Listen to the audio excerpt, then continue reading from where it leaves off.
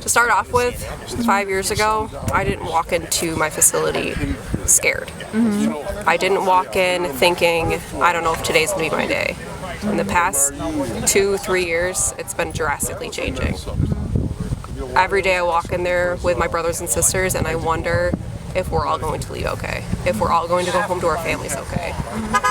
And on February 2nd, it was just like any other day. I walked into that Sally Port, walked in for my 16-hour shift, hoping everything was going to go okay, because that next day I was supposed to leave for vacation. And at 10 o'clock in the morning, I was requested to help with COVID testing, and which was not a big deal. You know, there's many times where they ask you to just do extra things and you just do it because you're a team in there. And it went badly in an inmate that I've never seen before. I did not know who he was. Viciously sexually assaulted me.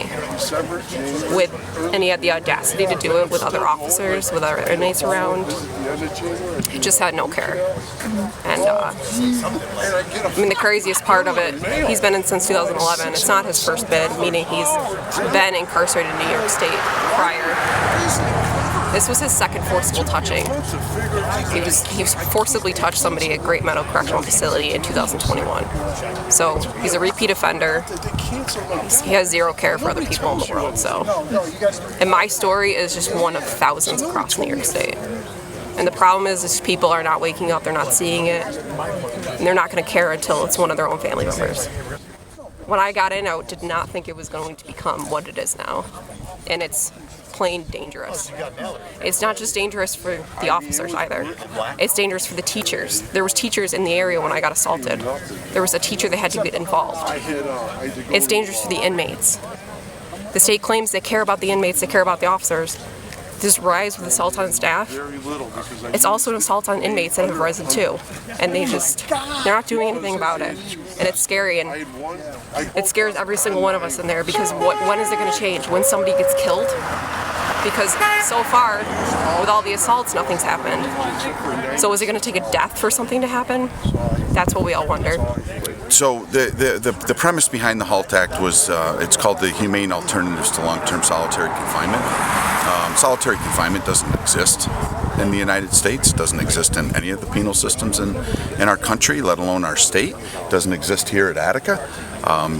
They're called special housing units, and it's no different than society. What we do is we remove an egregious actor or criminal within the rehabilitation model inside the facility to secure the facility for the rehabilitation model to continue. And I use that as an analogy for the same as a community and the street. No different than taking a violent offender off the street, removing them to protect the community.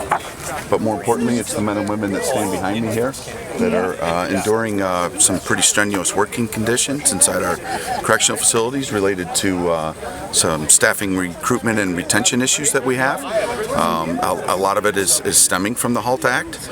Many people are leaving our ranks as we speak. We're losing, and it's difficult to recruit many members.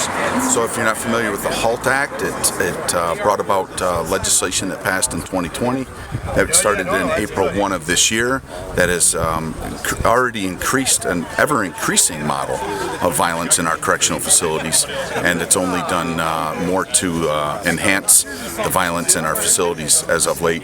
And these men and women behind us here are here in protest of the HALT Act, and we're asking for a full repeal of the law. We're doing five rallies in 5 regions. We started on Monday. We were in the southern region on Monday. Tuesday we were in the Mid-Hudson region. Last night we were in, yesterday we were up in Clinton Correctional, Clinton County. Today we're here, and tomorrow we'll be in the central part of the state.